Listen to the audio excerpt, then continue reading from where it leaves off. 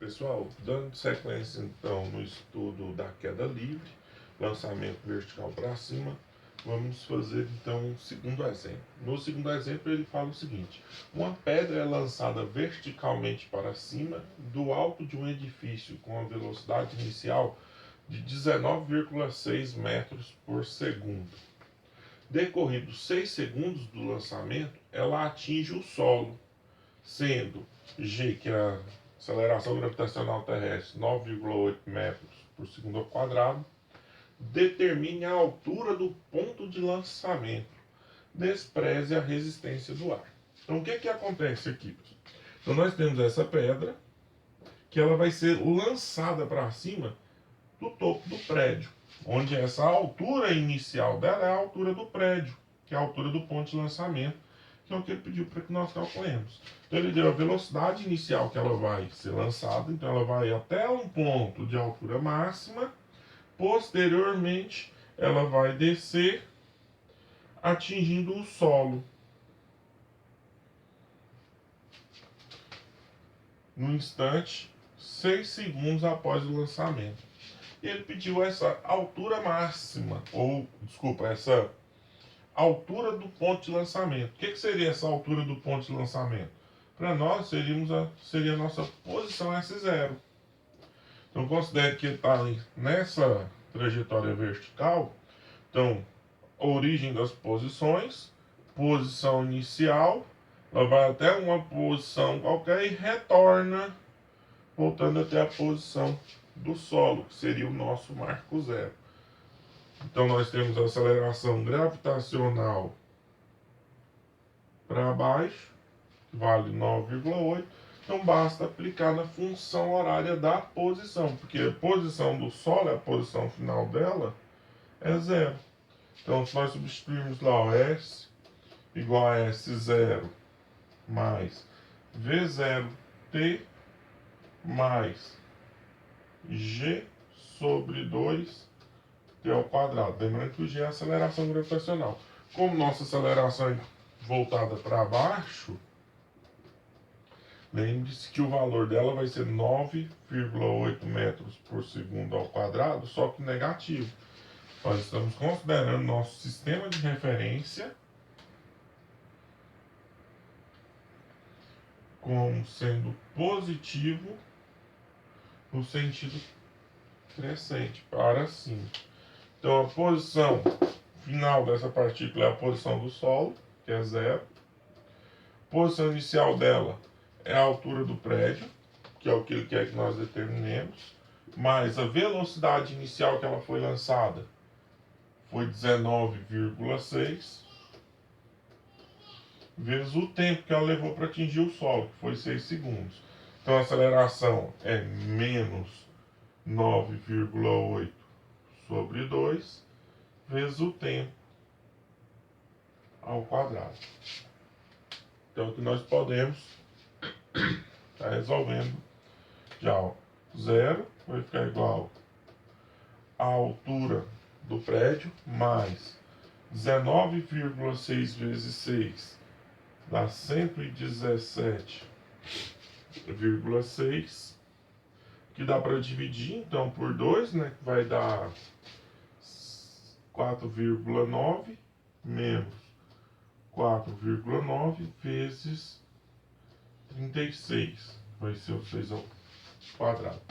Então, zero, que é igual à altura inicial do prédio, mais 117,6, menos 4,9 vezes 36 dá 176,4.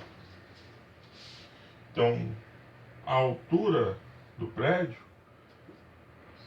vai ficar, então, se eu jogar os números para um lado, a incógnita para o outro, vai ficar 176,4 menos 117,6. Isso aqui vai dar 58,8 metros, que é a altura desse prédio, aproximadamente 59 metros. Pessoal, dando sequência então na parte queda dos corpos, ou queda livre, então agora vamos literalmente para a queda livre, que é o lançamento vertical para baixo, ou quando nós abandonamos um corpo. O que vai fazer?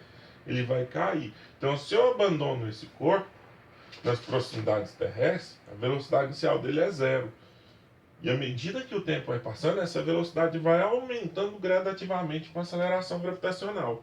Nessa situação, o que nós vamos perceber é que o módulo da velocidade vai estar aumentando no decorrer do tempo.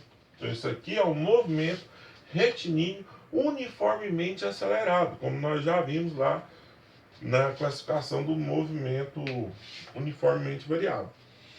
Então, aqui nós temos duas opções. Nós podemos manter o sistema de referência que nós estávamos trabalhando anteriormente, voltado para cima como sendo positivo e para baixo negativo, sem problema nenhum, dá certinho fazer isso.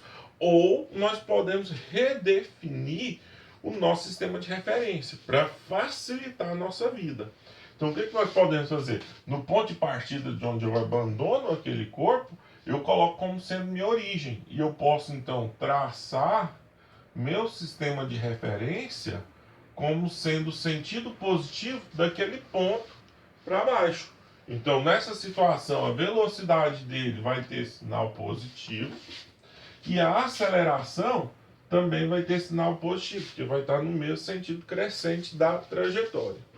Ok? Vou resolver com vocês um exemplo mostrando como se faz isso aqui então agora.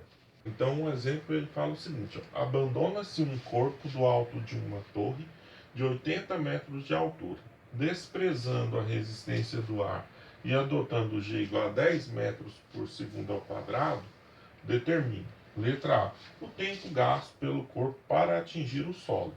Letra B, a velocidade do corpo ao atingir o solo.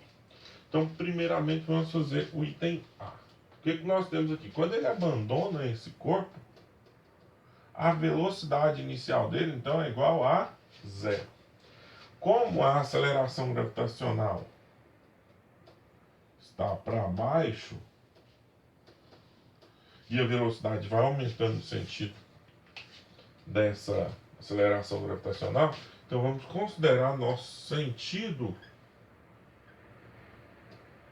o nosso sistema de referência, nossa trajetória, como sendo positivo para baixo. Então, nós vamos ver que a aceleração vai ser positiva e a velocidade dele também, que vai aumentar, que é algo que ele vai pedir no item B, também vai ser no sentido positivo.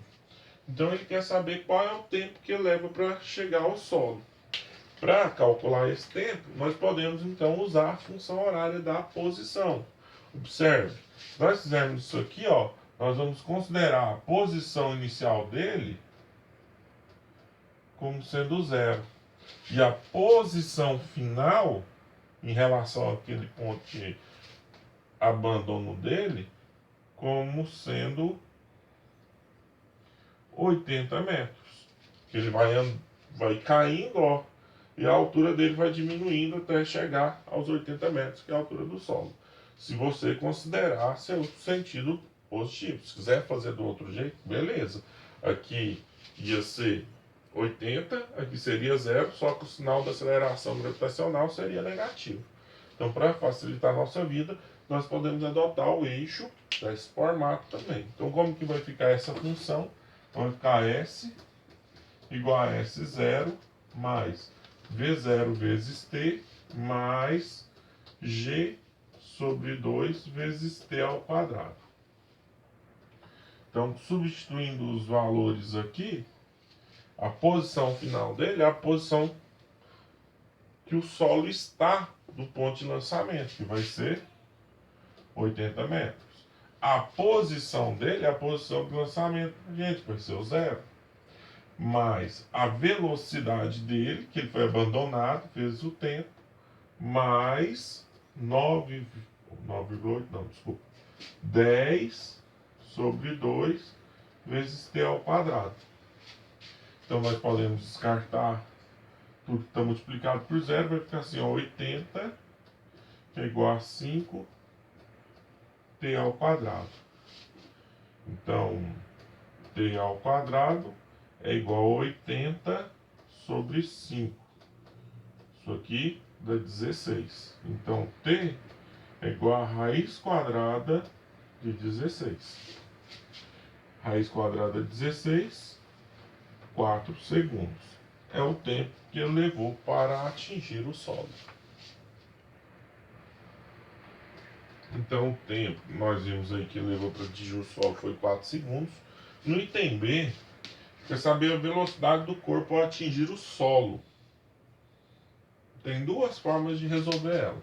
Como nós já conhecemos o tempo, então nós podemos usar ou a função da velocidade, que é v igual a v0 mais g vezes t, onde v vai ser a velocidade final no solo, que é o que ele pediu.